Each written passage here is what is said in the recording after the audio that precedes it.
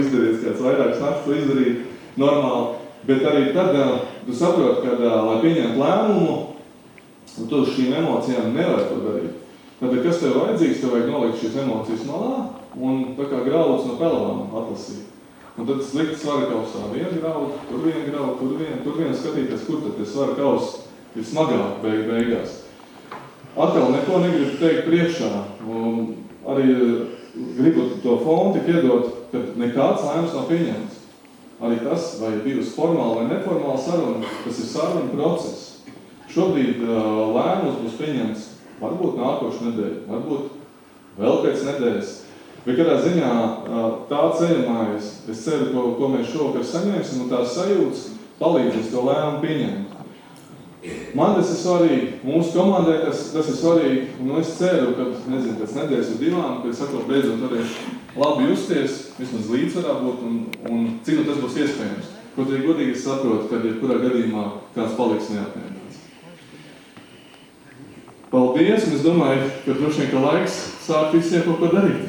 Jā, pirms mēs sāksim pastrādāt mīļo lietājumiem. Es gribēju pajautāt, Jāni, tev, vai šī nav tā situācija, kad tu tavu komandu ievēlētā visu atbildību, šo grūto dilemmu, es uzkrāvu uz pilsētnieku. Viņi it kā ar savu izvēli izdarījusi, bet vai tā atbildība tagad Liepājnieku rokās?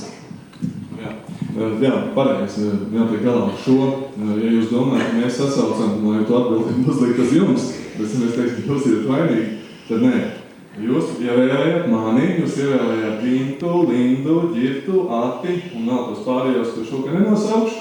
Tātad mēs pieņemam, vismaz mēs 5 pieņemam lēmumu, un atbildība ir mums. Bet, lai to lēmumu pieņem pēc iespējas un maksimāli atbildīgi, mums ir tas jūsu viedoklis jādzird. Tā kā līdz ar to, tas būtu skaidrs, ka atbildība ir mums. Mēs neuzvienam, ne uz vienu.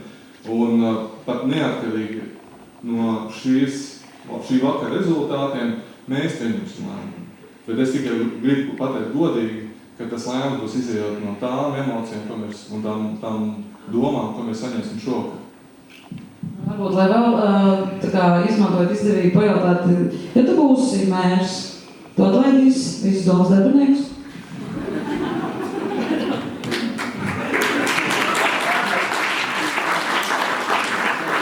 Drīkst palūgt, paceļiet rokas, kas domas darbinieki. Viena. Kāds varbūt kautrējās, netājas nolīņšot. Tas notāk. Tad padot tālāk, tāds mērķis noteikti nav. Es nevaru iedomāties, kas notiktu mūsu pašvaldībā, ja atlaist visus domas darbiniekus. Mums ir ļoti daudz profesionālu cilvēku, ko es 8 gados esmu iepazinis. Es negribu pateikt, ka visi, tā nekad nav. Man ir noteikti pašam personīgi savu principu, kāds es esmu uzņēmumā, pēc kuriem vadījies. Man pats galvenais ir bijis nevis tas, vai es viņam liekos simpātisks, bet cik viņš ir liels profesionāls. Ja viņš ir savu labu darītājs, tad es domāju, ka tas ir primārais.